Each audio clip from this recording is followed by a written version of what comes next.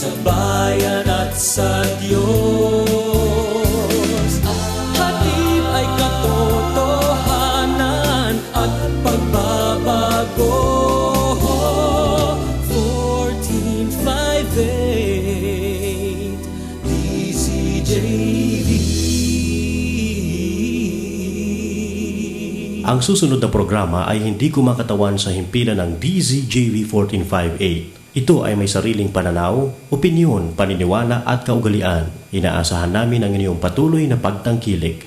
Maraming salamat po.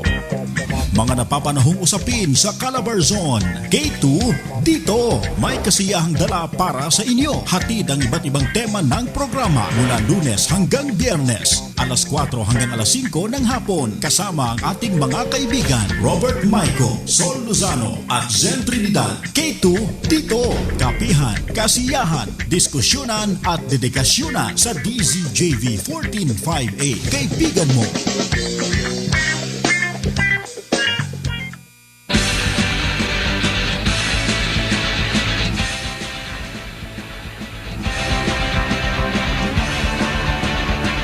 Kumusta mga kaibigan? Okay ba kayo riyan? Tagal nang hindi pagkikita, sa inyo kami nasasabik na. Sarap ng ating pagsasama, kami po'y nag-aalala. Baka kami nalimutan na, ay naku, wag po sana. Yes mga kaibigan, kamusta kayo dyan? Okay ba kayo riyan? At syempre, nandito na naman ang tropang K2 dito. Dito lamang yan sa Kapihan sa Radyo Calabarzon. K2 dito. At syempre, magsama-sama naman tayo sa isang oras na kapihan, kasiyahan, diskusyonan at dedikasyonan. Sa himig ng rock and roll, sama-sama tayo.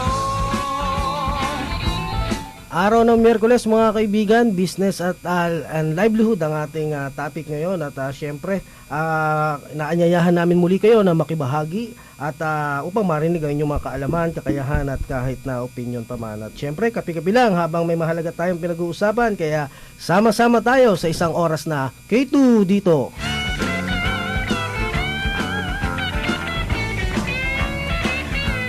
Yes, at good morning sa ating mga kababayan. No? Siyempre sa ating mga Visayan speaking kababayan ay maayong adlaw sa inyong tanan. Malipayong pagpaminaw din sa DCJV 1458 sa itong programang K2 dito. At siyempre sa ating mga kababayan Bicolano, maray na aldaw sa inyong nagabos mga tugang. At sa ating mga kababayan mga Ilocano speaking ay naimbag na aldaw kada kayo ngamin. Once again, here's your friend Sol Lozano sa K2 dito.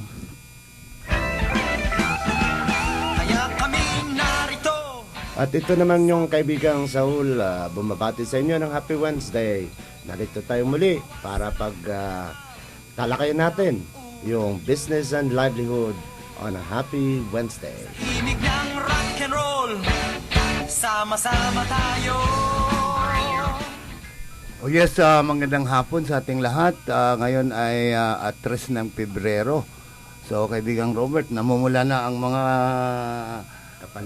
kapaligiran kasi buwan ng puso, buwan ng dugo. At salamat kay Ate Babe, Tita Babe. Yes. Binigyan din po paswerte. Chinese New Year. Chinese New Kung Year. ni Pachoy. Days from now. Kaya okay, itong kaibigan yung Sen na bumabati sa inyo dyan, sa ating mga kaibigan sa Cavite, Laguna, Batangas, Rizal, and Quezon, na magandang hapon. Isang magandang Miyerkules sa ating lahat. Na medyo kaibigan Sol, hindi masyadong mainit, hindi rin masyadong malamig. Pero dito sa studio talaga ang pinalamig kasi kalilinis lang ng aircon dito eh. Kaya pinagaganda talaga ng ng atmosphere ng ating radio manager, diba? Na sikat. Ma'am, good afternoon sa inyo dyan. Kita, sa inyo kami nasasabik na. Inaanyayahan namin kayo mga kaibigan mag-text lamang po kayo sa numerong 0926-7422-338 at 0925-888-1458. At syempre yung mga naka-live streaming kaibigan Sol. Yes, maglagin lamang sila sa www.dcjv.ph, ang ating official website ng himpilang DCJV. So once again, www.dcjv.ph. Sa himig ng rock and roll, sama Sama-sama tayo. Kaibigan Robert, una sa lahat, bati natin nagbe-birthday ngayon, no? Kasama natin mamahayag ito. Ito yung publisher ng Guardian News na si Conrad. Pero ang nag-birthday yung si Tita Dory. Yes. Conrad, magandang hapon. Yan, sigurado na dyan sila si Kaemong Victoria ng Southern Tagalog News. At saka si Nalyn Domingo ng Journal, no?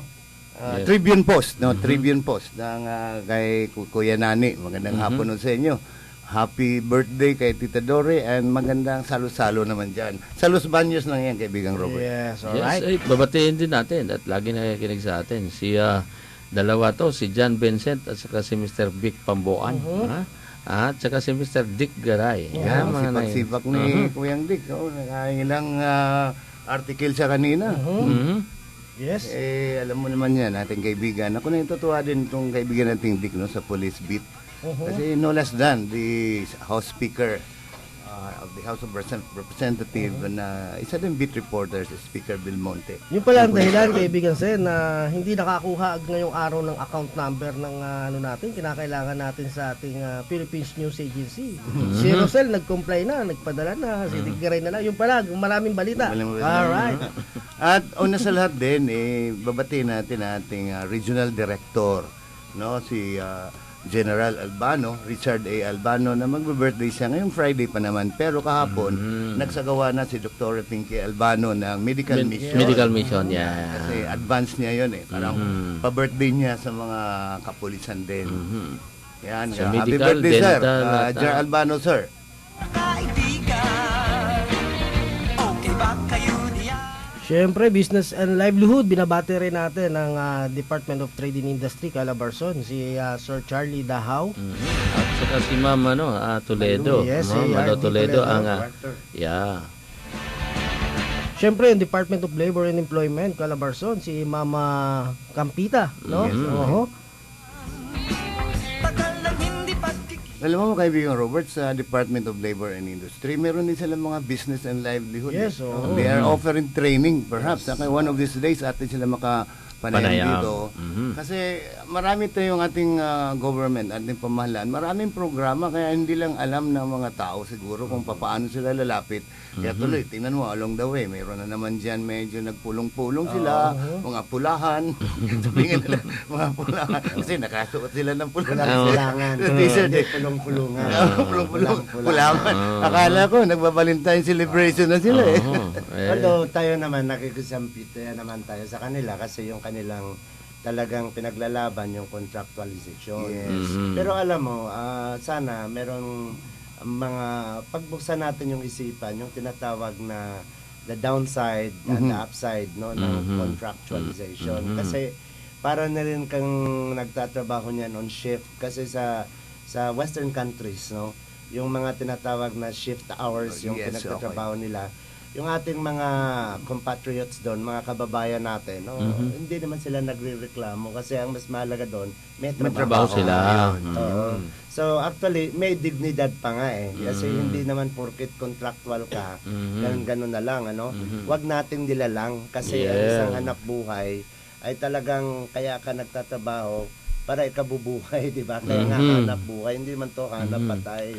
Kaya nga doon meron isang pagkatapos niya doon dahil kontrata siya doon sa isa, pagkatapos ng kanyang trabaho doon lilipat siya sa ibang at nakakatatlong siya dahil gusto niyang sumikap at kumita ng mas malaki. Yan ang yung may-ari ng Phil-Am Resort ng kaibigan natin, si Julie Cox, di ba? Yes, Nag-double job siya doon, yung nandun pa sa US. Yes. Nga pala, mabanggit ko, nagpapasalamat ng malaki yung ating Assistant Regional Director ng NEDA, si Ma'am Gina. Yes. Nung nakapanayam natin, Yes. actually nag-post siya doon sa Facebook ng Kaklasiko.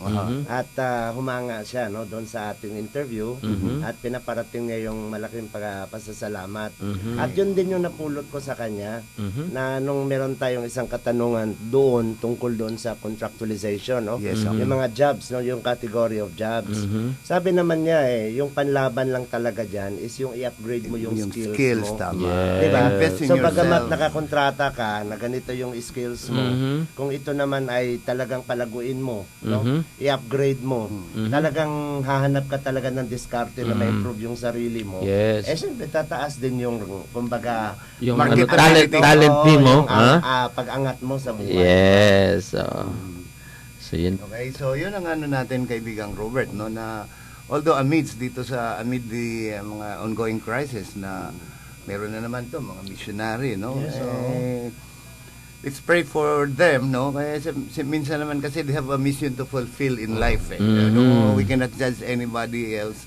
But as long as we know our mission in life, and then we fulfill our mission.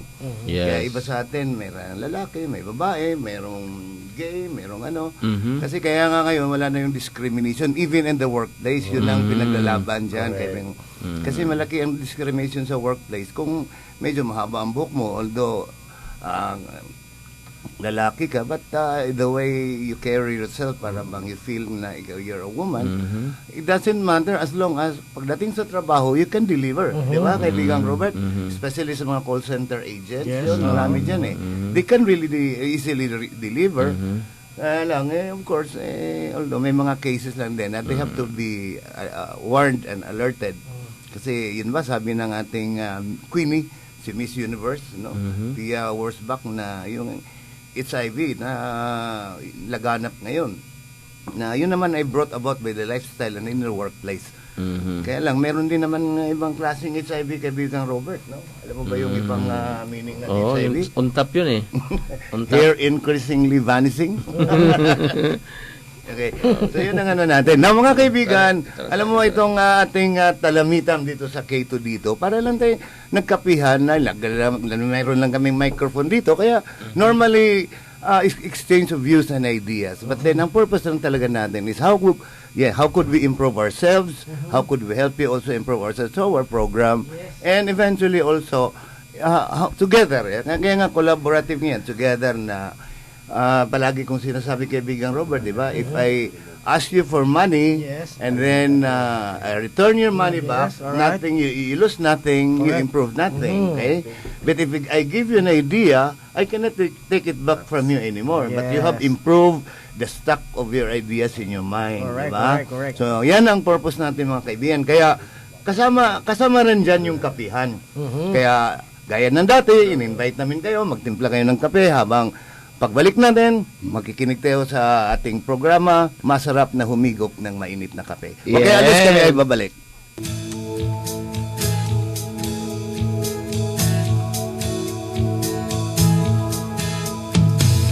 Sino nga bang pipiliin mo na mamuno sa bayan mo? Dapat matinong liderato, may malinis na puso at pagkatao, walang bahid na katiwalian, malawak at malalim ang karanasan, subok na't matibay ang kakayahan, at ang tanging hangad paglingkuran ng bayan. Pagpapatuloy ang simulain, tuwid na daan ay pag-iibayuhin, maunlad na buhay ay matatamasa, at magpapatuloy ang reforma.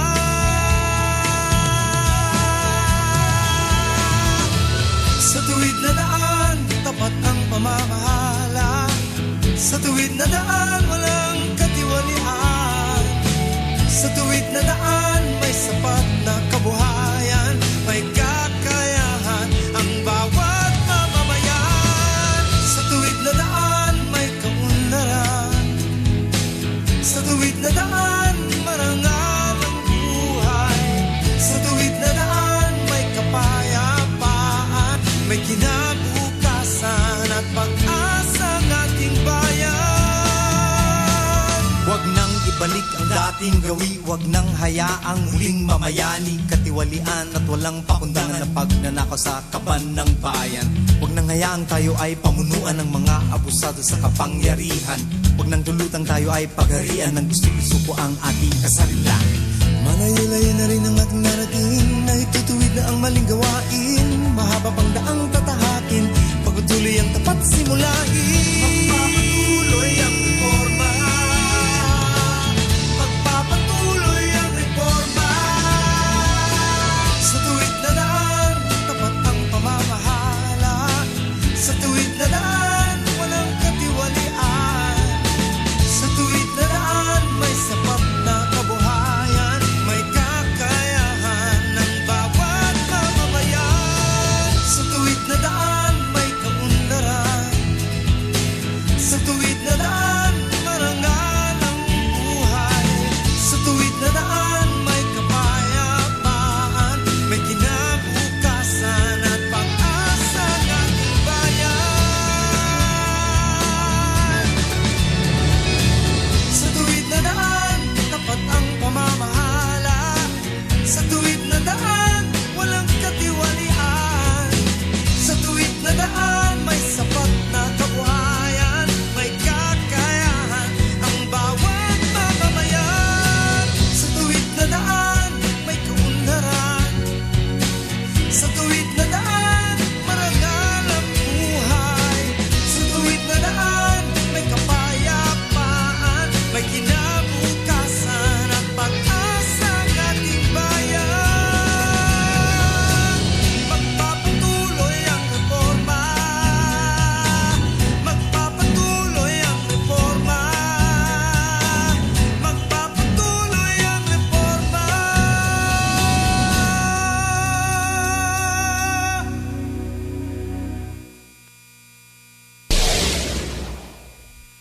Siguradong may kakayahan. Siguradong walang ibang interes kundi ang bayan. Napakalaki ng nakataya para ipabaya sa mga sakali. Bakit tayo magpapaakit sa mga kung meron namang sigurado? Ang taong ito walang iba kundi si Marojas. Ako si Mar Rojas, tinatanggap ko ang hamon ng ating mga boss. Itutuloy, palalawakin at ipaglalaban ang daang patuloy.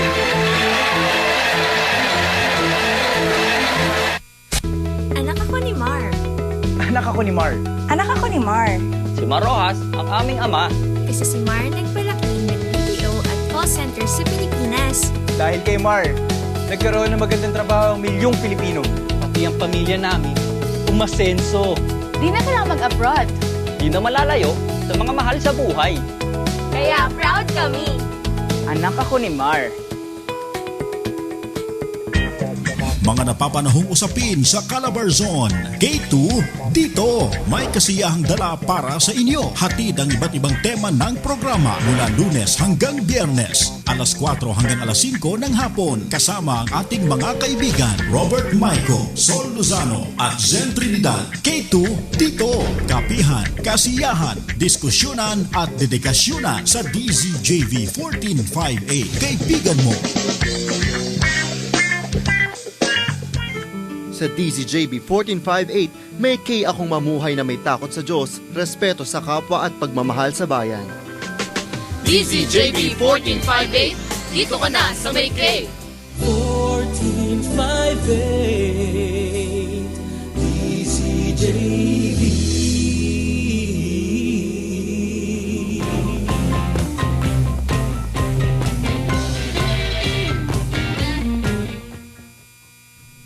Yes mga kaibigan, muli tayo nagbabalik. Ang oras natin alas 4:20 ng hapon, 4:20 in the afternoon. At ang oras na yan ay hatid sa inyo ng SM Kalamba. Yan, kaibigang Robert, talking of SM, binabati rin natin ang SM Lucena. Kasi binigyan sila ng parangal ng local government ng Lucena. Kaya, siyempre, very supportive naman, lalo na si Ma'am Lilibet, very supportive yun sana. At isa pa magandang balita, lalo na sa taga San Pablo, kaibigang Robert, kasi nagsimula ng expansion ng SM San Pablo. Wow. Yun, so, eventually, pag sinabi kasing expansion, meron na yung additional jobs. And ang sabi naman ni Narada, ang SM kasi, they are expanding para marami mga business na pwedeng mag-lease. Diba yung area? Tenants, yung mga tenants nila na mag-lease. So, talking of tenants, mayroon na yung employment naman. Diba? So, yan ang ano natin na sa, diba yung inclusive growth nga although malapit na pala mapasa yung PPP na becomes a law na talaga yun, no? Na the private sector will really help the government, sila ang mamumuhunan, para ang government din naman at ang private sector magkakaroon ng collaborative effort para yung ating mga mamamayan ay mabigyan ng trabaho. At pag sinabi mo naman trabaho ay, di ba, kaibigan Ruth, di mo mamakain yung pera eh. The money is representing a value. Yun lang talaga kasi it is a medium of exchange. So, pag meron kang, sabi nilang 3 abogado or 1,000 pesos, no? Ibig sabihin, you can always imagine ano ang ma-exchange mo doon sa 1,000. That is the essence of money. Yes. Hindi yung talagang, kaya kung hindi yung face value dyan, but in the medium of exchange, so ilan, ano yun ma-exchange niya? Kaya, pag meron kang pera, ang iniisip mo hindi yung pera eh. Kung ano yung agad na bagay na mabibili mo dito sa pera. Kung saan ka pupunta, kung pleasure, di ba? Yung merong bago ngayon, yung business with leisure or pleasure. Yeah, yun ang in-encourage ngayon. Kasi kamakailan lang kaibigan sa all, yung mga tourism industries all over the world, nag-meet sila na karamihan ngayon, yung mga business with leisure na after their business transactions, they will extend 1 day or more para to go around kung ano mga bago dyan, kung ano yung mga, especially yung mga native or mga crops ng endemic sa isang bayan. Kaya malaking bagay pala yun eh. Kaya dito sa atin sa Quezon, no, additional jobs will be created because of tourism, di ba? Although they are also planning to have their own BPO, at least ito, ay ang purpose din dito, kaya nag-expand din ang San Pablo. Kasi sabi nila, kasi mayroon ding pwede ng lugar na pwede nang i-rent ng mga business process outsourcing companies. So, yan, magiging ano talaga yan. Anong tawag na? Catalyst of change yun naman natin. Kaya sa atin dito, with the establishment of SM, ang dami ng ano eh. Ang dami na rin mga small businesses and other businesses na nag-sprout ba.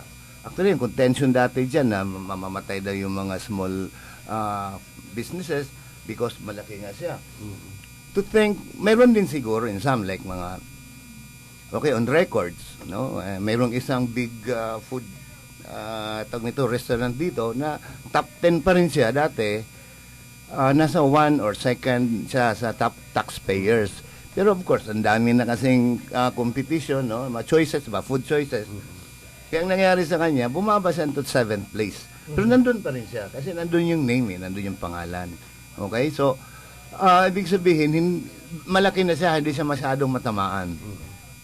Yung mga small business naman, wala namang problema. Dumami pa nga yung ano, ginawa na isa ding mall dito, yung tindahan may tindahan na ang kanila namang business model is yung mga small tawag natin dito, yung sari-sari store sa mga villages, sila naman nag-supply ngayon.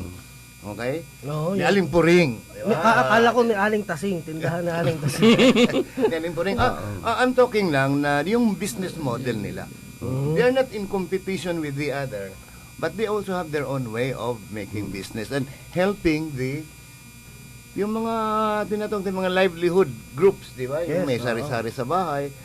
So, ang ano lang, parang consignment, you have to order. Basta maganda lang ang records mo. Ayun lang naman ang panindigan talaga sa isang negosyo, di ba, kaibigang Robert? Yung trust and confidence will continue kung ikaw ay honest ka rin sa yung dealing. Kaya nga nung araw, ang mga tawag sa mga ganyan, ng mga sari-sari, yung mga paglalako ng mga parang free for all, no, na klase ng produkto, underground economy, no? Yes, okay. Kaya nag-open sila kasi naman, in fairness naman sa ating pamahalaan, talaga big boost yung ginawa ng DTI yung sa SMEs, no? Sa mga proyekto nila para mabigyan ng may mga capitalization, may training, may shared service facilities, so para ma-encourage. So nagka-come out na sila until na itong talagang hamon, no, ng globalization. Yes. Dahil hindi lang tayo isang bansa, no? Marami na tayong kakompetensya at marami din tayong pwedeng lamangan, no? O kumbaga sa paligsahan yan sa mga produkto. Kaya nga may nakita akong maganda doon sa APEC na hinost ng ating bansa nung nakaraang taon, no, na ilagay lang natin yung barong natin, no, mga kaibigang Zen, Sol at Robert, no. Imagine kahit pa sabihin mong mahal yan kasi designers product yan, no? Eh, talagang kilala naman yung isang henyong designer natin na si Paul Cabral, no? Yes, sir. Na nag-design. Although may mga ibang mga designers dun sa mga leader, no? Nung mga pinuno at pangulong nagsidalo noon, no? At nakita natin kung paano sila napagwapot, napaganda, no? Dahil sa barong. So imagine yung product natin in demand. Hindi lang ako magbanggit na isang tindahan na kasi habang naghanap din ako ng pang-graduation, siyempre inikot ko yan. Talagang ako, mamangha ka talaga. Hindi sa nabigla lang namangha ako na yung pinuntahan ko, halos foreigners ang pumunta doon. Ang ibig sabihin nun, in-appreciate nila yung produkto natin. Imagine yung barong, eto ka ha, kahit sabihin natin na tela. Kaya pala, alam ko kahit tela yung bibili nila, hindi rin nila magawa kung ano talaga yung design. Yung disenyo, kung forma, yung sukat, ganyan. So, ano't ano pa man, maghahar pa rin sila ng Filipino talent para magtahi noon. Yes. 'Di ba? Kasi wala sila niyan eh. Kaya pala, Kumbaga isa yung pag-appreciate na medyo maganda yung produkto, isa pa yung doon sa ating negosyo kasi siyempre ngayon sa ating mga OFWs lalo na, no? Pag nasa ibang bansa ka kasi talagang maghanap ka yung sariling atin, di ba? Yung kung ano, hindi rin ako magbanggit ng produkto pero ito yung napatunayan na rin yung mga ibang fast food chain, no, na biglang lumago at sumikat din sa ibang bansa kasi napatunayan na talaga yung produkto na natin ina-appreciate din lalo na ngayon na meron tayong ASEAN Economic Integration, na may free flow ng market, ng trade, ng services. Isa na rito, yung tinatawag natin kasi na yung fast food style na talagang ito ay lasa at lutong bahay or lutong Pinoy. So ngayon, mula nung nagkaroon ng prangkisa na naging matagumpay doon sa Dubai, so balak nitong isang fast food chain, mag-spread out na rin siya sa mga ASEAN countries. Alam niyo kung bakit ako mismo, no, kahit traveler ka sa isang bansa, kakaiba kasi yung lasa nila, maghanap ka talaga eh.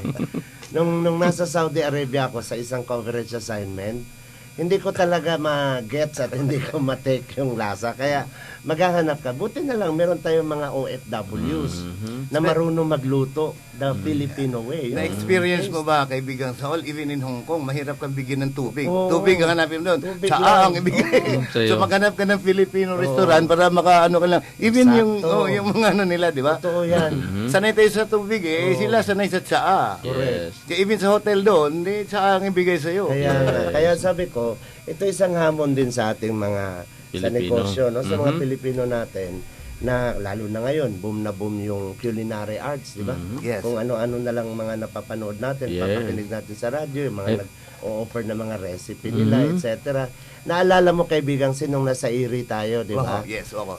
Na talagang pinoproduce yung black rice, Black yung rice. tinatawag na heirloom rice. Heirloom rice, yes. Na pati tayo bilang Pilipino, doon nga rin ako namanga at nabigla na dito pala sa atin 5 klase ng bigas, ng variety ng palay na meron tayo na masarap.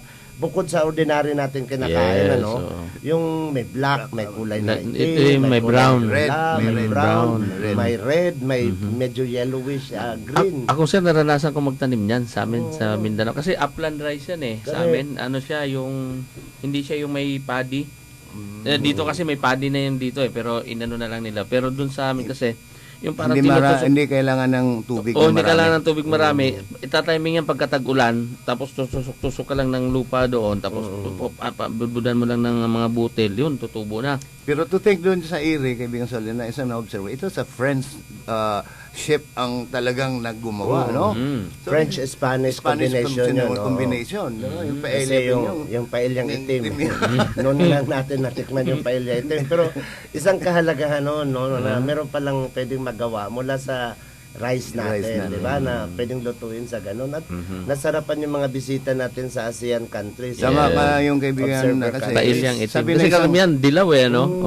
Sabi na isang scientist din na even ngayon, nag-branding na rin nag-packaging na rin ng mais nag-fortified, yung rice natin, nag-fortified na ngayong iba, even in India. So, nagbago na kasi. Even yung mga fast food chains dati, hindi naman talaga component yung rice, pero nagiging component na ng rice ngayon. Sa Unlimited fast rice food chain. na. Kaya doon nila nakita the other uses of rice na it might affect our food security in the future. Yun. Kaya, yun ang pinag-aanon ngayon ng mga scientists. pinagtatrabaho nila, how to really sustain yung food security.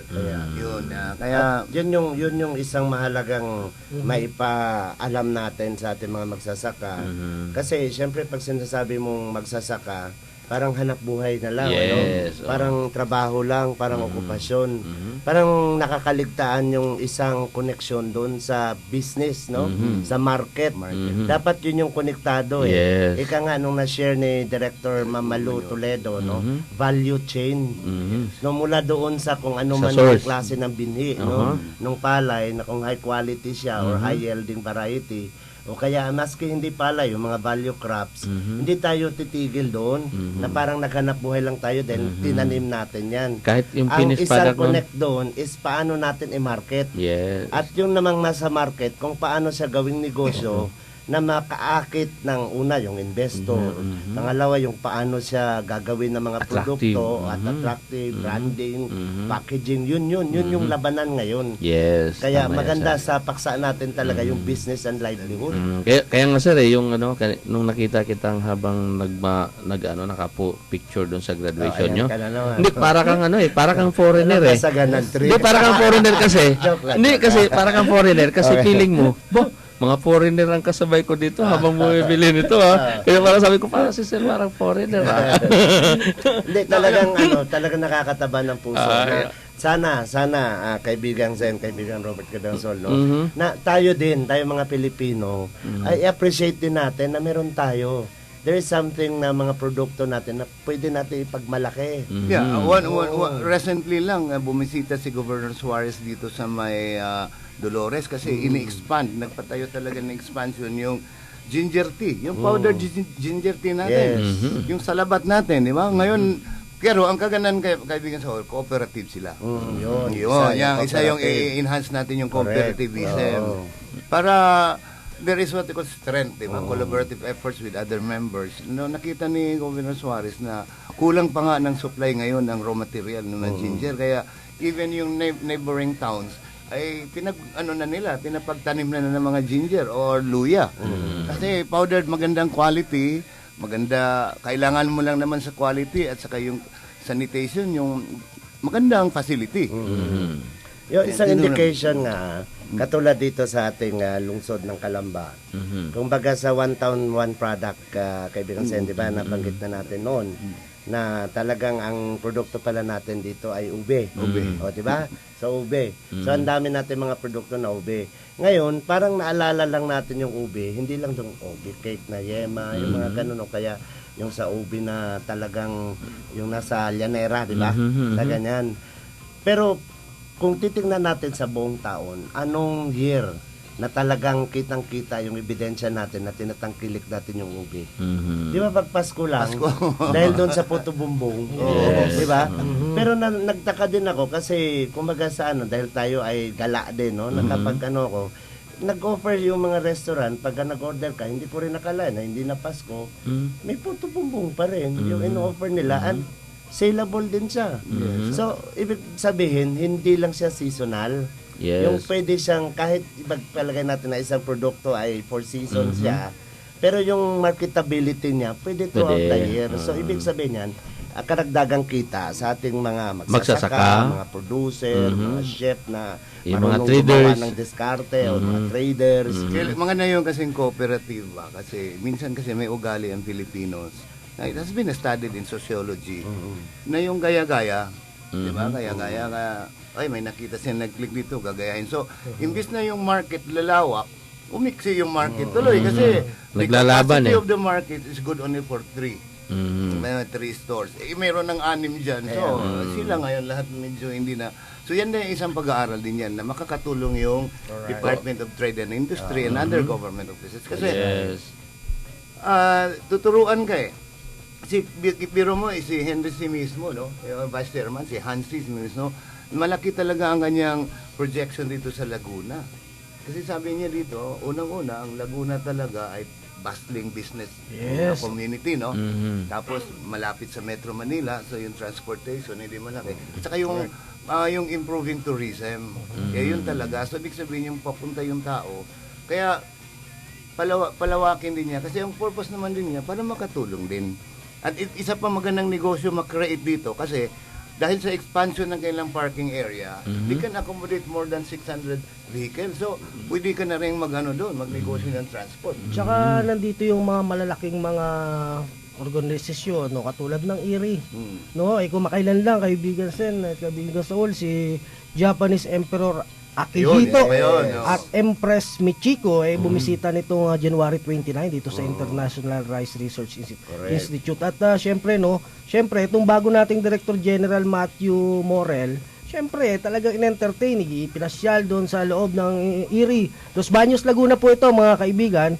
At syempre itong Emperor at Empress ng Japan na isa sa financial donor ng IRI nitong 2015. At kasabayan nila itong sila Bill and Melinda Gates Foundation at itong Australian government din kasama rin yan na nagpopondo sa IRI para talaga makapag-develop nitong mga bukod pa doon yung mga nire-research pagdating sa mga bigas rice yung kaya syempre bagong pamamaraan kung paano maparami ang ating variety ng palay, no? Yes.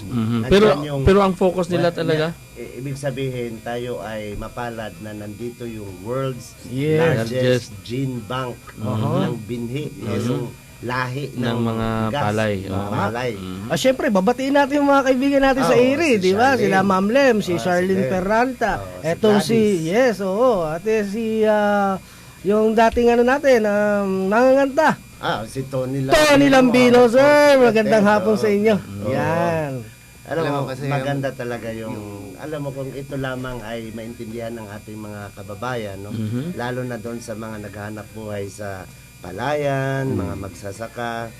Kasi minsan nawawalan din sila ng gana. Kaya nga 'di ba, may isang session tayo na daluhan na bakit kamo wala nang mananatili doon sa ating mga palayan, sa ating mga kumbaga sakahan, kasi nagkulang lang sila ng impormasyon sa yun, nagkulang sila ng insentibo, nagkulang sila ng encouragement, no?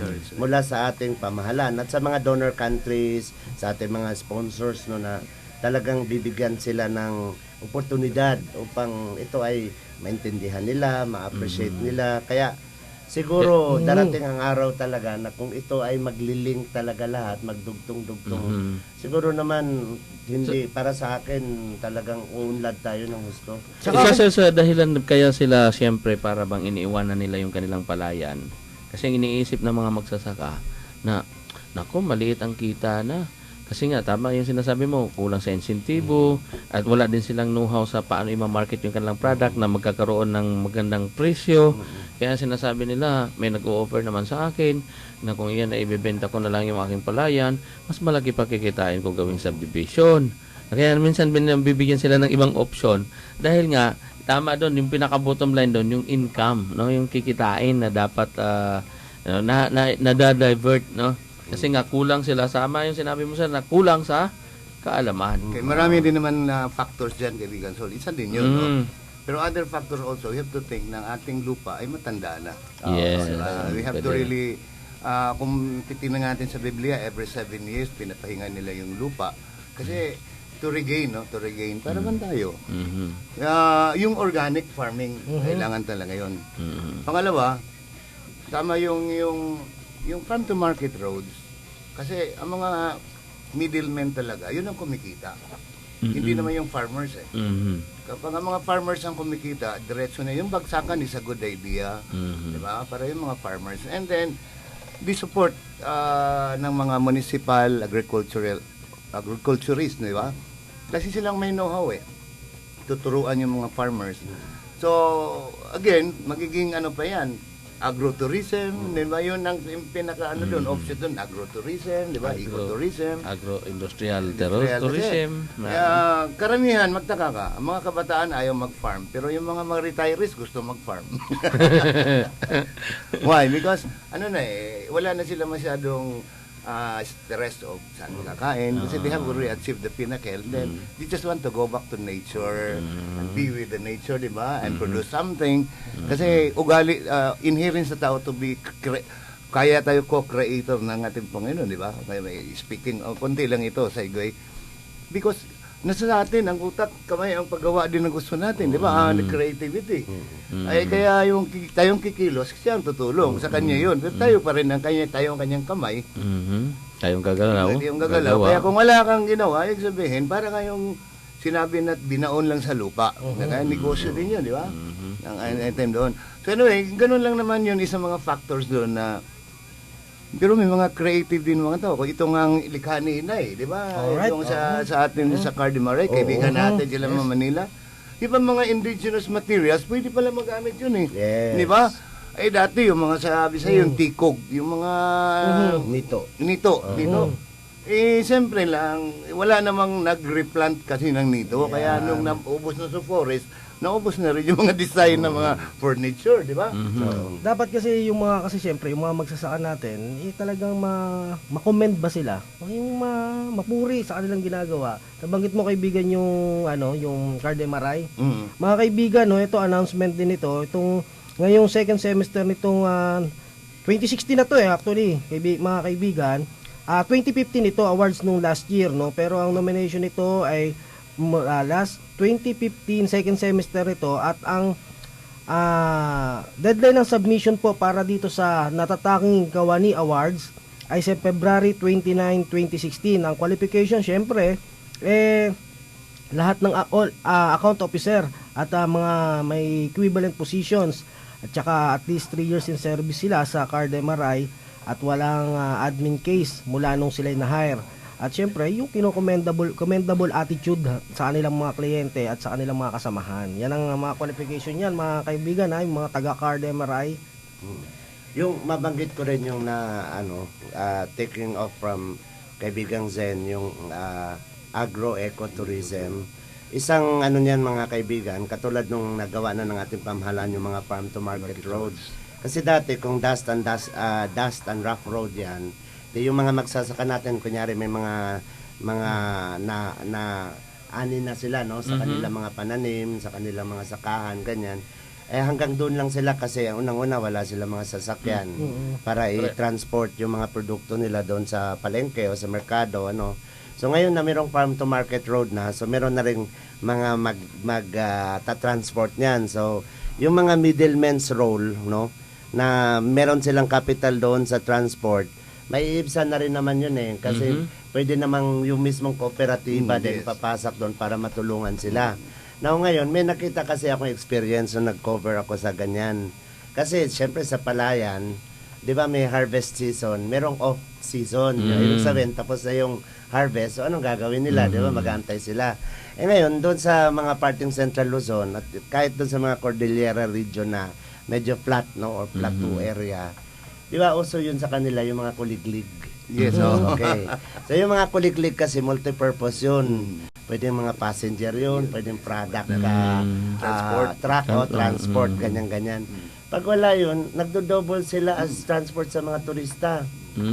So, yun yung kagandahan doon Yung mga turista, nagbabayad na rin. So, sa off-season, nandoon sila So, yun yung ibig ko sabihin, yung connectivity. Kung nasa sa ingenuity yan Hindi kailangan doon sir yung LTO. Hindi, pero alam mo, kasi experience yan. Yes. Tayo mismo naka-experience, kaibigan Robert, diba? Wala kami mga area, our premier International Rice Research Institute, na talagang sentro ng bigas ng buong mundo, pero nandito sa atin sa Los Baños. Pero isipin mo, sino makapag-isip na hindi na kami nagantay ng jeep, hindi kami nagantay ng sundo o sa mga sasakyan na i-offer ng iri. Di sumakay kami doon sa tram, yung sa railway. Gano'ng kalaki yung train sinakyan nyo? 4 kami sa isang upuan. O natin, isang manpower lang. Apat na tao, tsaka 4 na tabla. 4 na tao, 4 na gulong. Isa lang taga-tulang. Kaya mas mabilis pa, nakarating kami sa highway. Alright. At syempre mga kaibigan, ay alas 4:46 ng hapon, mamaya pagpapatuloy natin ang ating talamitam, ay magbibigay muna tayo ng daan at ilang paalala, mga kaibigan. Magbabalik po kami, mga kaibigan. Siguradong may kakayahan. Siguradong walang ibang interes kundi ang bayan. Napakalaki ng nakataya para ipabaya sa mga sakali. Bakit tayo magpapaakit sa mga kung meron namang sigurado? Ang taong ito walang iba kundi si Marojas. Ako si Mar Rojas, tinatanggap ko ang hamon ng ating mga boss. Itutuloy, palalawakin at ipaglalaban ang daang matuwid.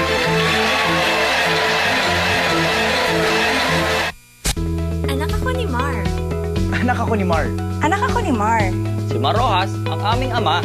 Kasi si Mar nagpalaki ng BPO at call center sa Pilipinas. Dahil kay Mar, nagkaroon ng magandang trabaho ang milyong Pilipino.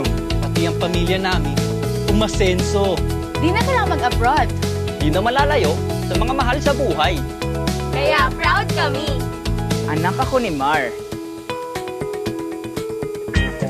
Mga napapanahong usapin sa Calabarzon. K2, dito may kasiyahang dala para sa inyo. Hatid ang iba't ibang tema ng programa mula Lunes hanggang Biyernes. Alas 4 hanggang alas 5 ng hapon. Kasama ang ating mga kaibigan Robert Maico, Sol Lozano at Zen Trinidad. K2, dito. Kapihan, kasiyahan, diskusyonan at dedikasyonan sa DZJV 1458. Kaibigan mo. Ako si Police Superintendent Fernando Reyes Ortega, Chief of Police po ng Calamba City, Laguna. Ugaling makinig sa programang K2 dito sa DCJB 1458. Sa DCJB 1458, may K akong umasenso. Ikaw, may K ka ba? DCJB 1458, dito ka na sa may K.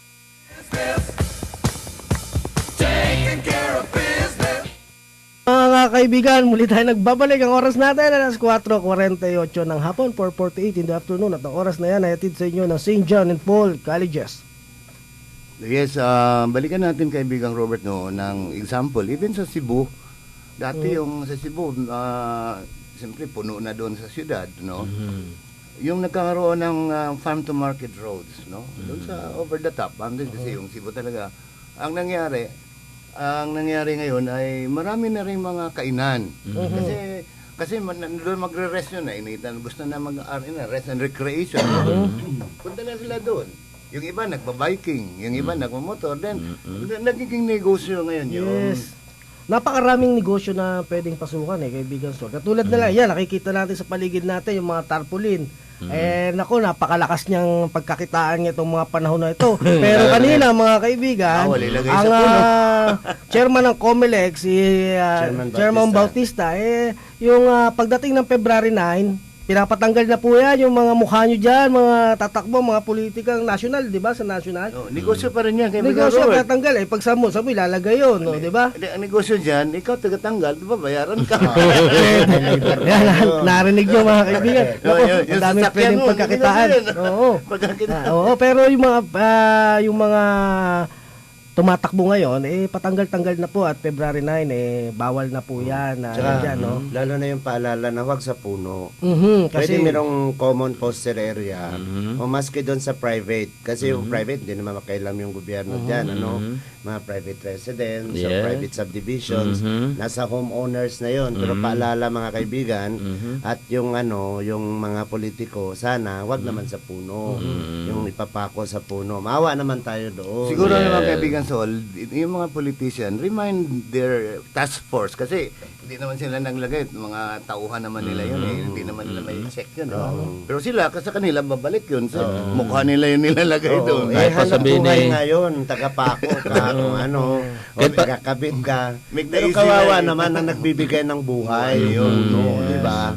Kahit pasabihin nilang kahit pasabihin nilang hindi kami naglagay, hindi namin alam yan siyempre wala, hindi mo ba binigyan ng instructions na huwag kayo doon sa puno, yun nga mahirap kay Bigasol, yan ang dahilan na sobrang panis na. Panis ng dahilan. Yes. Kaibigan, yun nga ang problema Kilala mo kung sino yung poster, pero hindi mo kilala yung nagkabit. Doon nagkalimutan na baka hindi niya naalala sino pinagbigyan niya at inutusan na magkabit doon, Yan. Okay, alam mo, isang Filipino food din na medyo gumanda ang negosyo, di ba? Yung entry, itong mga inasal, kaibigan Robert. They first introduced yung unlimited rice. And then, because of that unlimited rice, sila, nagiging sikat. Yan ba yung walang sausawan? Yung ino-oven ng ilang minuto?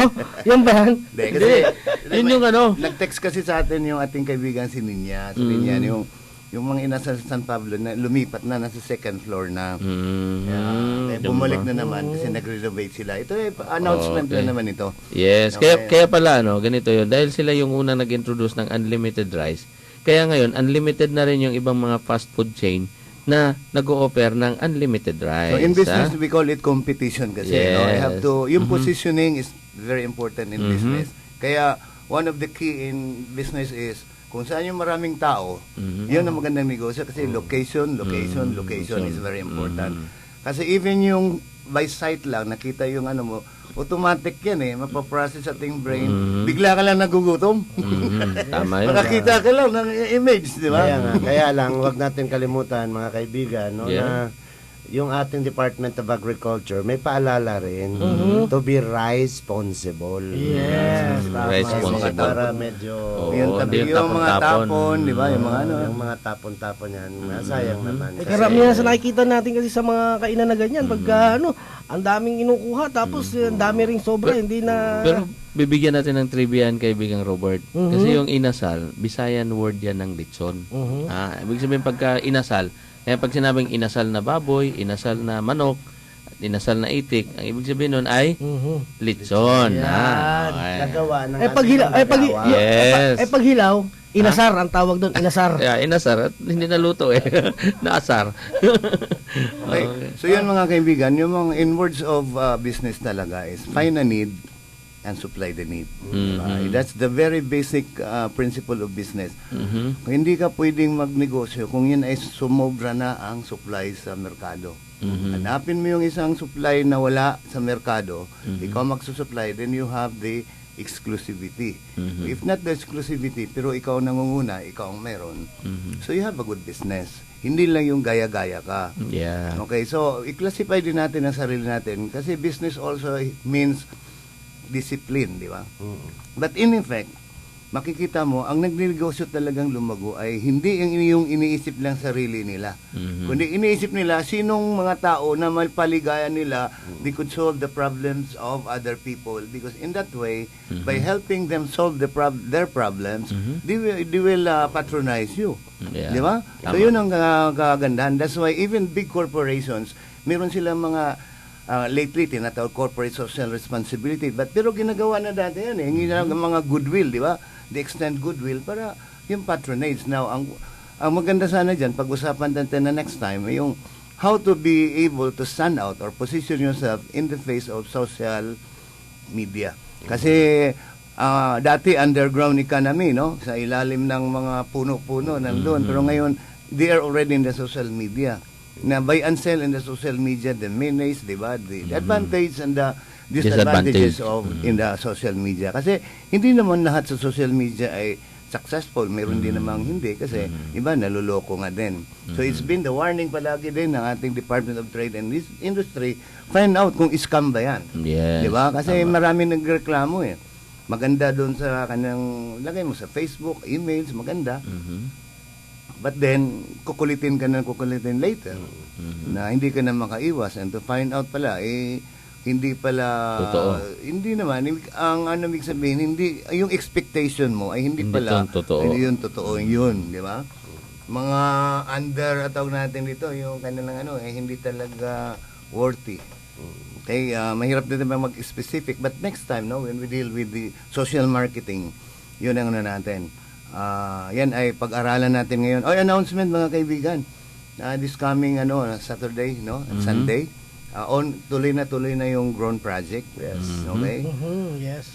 Actually, kung may mga kabataan diyan at yung mga taga-barangay na mag-a-attend diyan, kung matututo kayo ng photojournalism, you can even make it as a business. Yung mga sa mga pangkasal, di ba? Yung wedding portrait.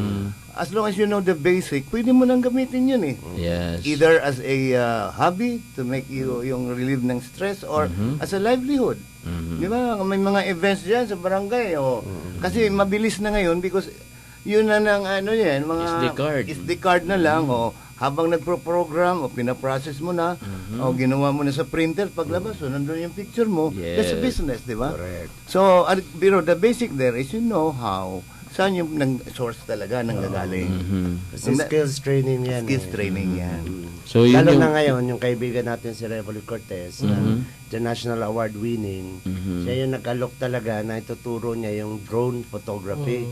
Kasi dati talaga, akyat ka pa ng puno, akyat ka ng puso, para makakuha ka ng aerial shot.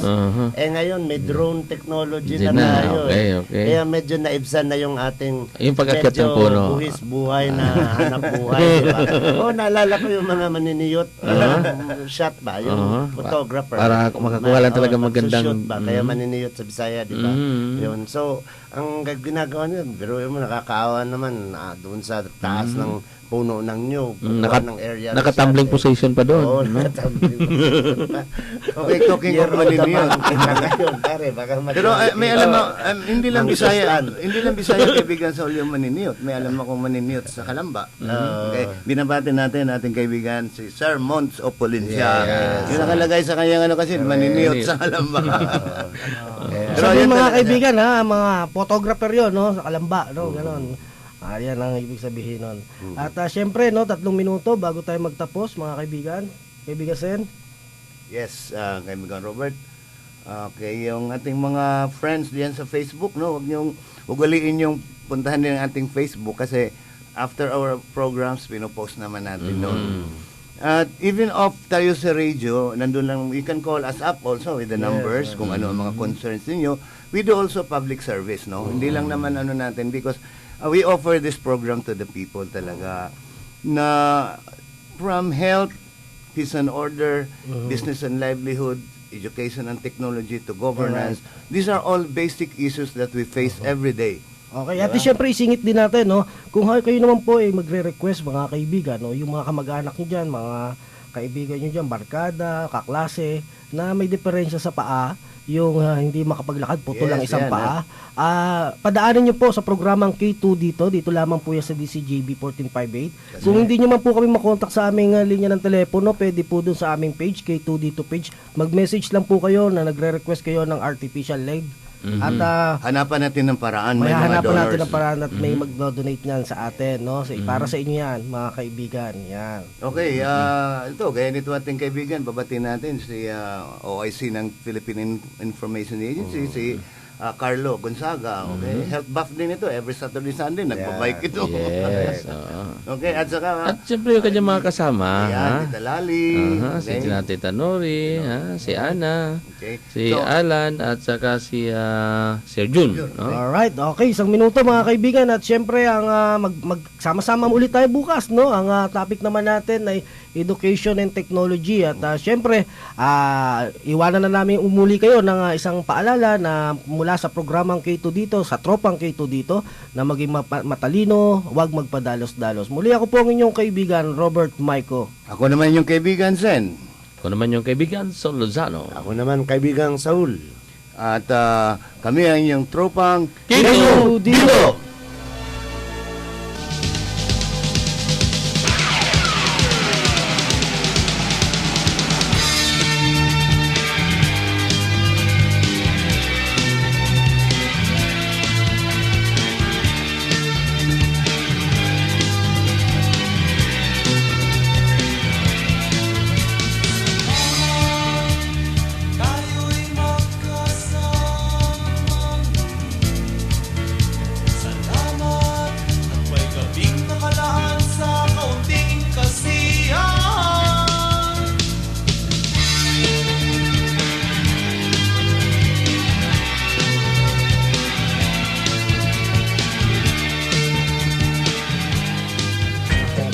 Mga napapanahong usapin sa Calabar Zone. K2, dito may kasiyahang dala para sa inyo. Hatid ang iba't ibang tema ng programa mula Lunes hanggang Biyernes, alas 4 hanggang alas 5 ng hapon. Kasama ang ating mga kaibigan Robert Maico, Sol Lozano at Zen Trinidad. K2, dito. Kapihan, kasiyahan, diskusyonan at dedikasyonan sa DZJV 1458. Kaibigan mo.